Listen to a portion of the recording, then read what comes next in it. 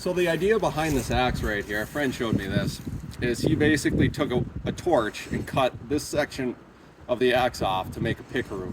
Picaroon has this little hook on here. What that does is it helps the axe stay in a piece of wood, that little hook there. And a picaroon is more for like moving and dragging wood so that it doesn't come out.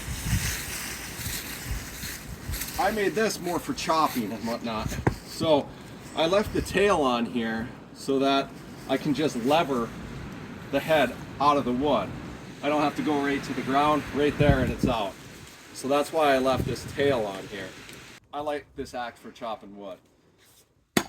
So I can grab, get it up on my block, and I can pry off real easily without having to go too low. And then you can just swing around and chop.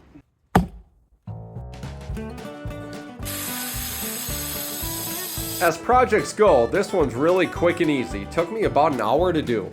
An angle grinder is the only tool I use in this project, and a block of wood is better than any vise you could use for working on an axe like this.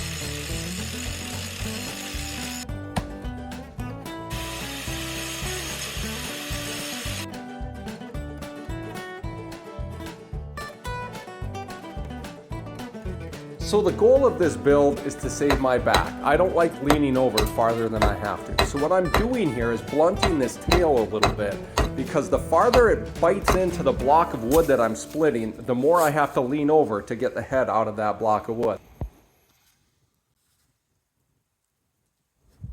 There's just something really cool about a Michigan axe. This was a fun project to do. In the video I referenced another axe, one my buddy made. And this would be a good representation of that. You cut off this part, you've got a picaroon on one side, axe on the other. This right here would be a really good woods axe.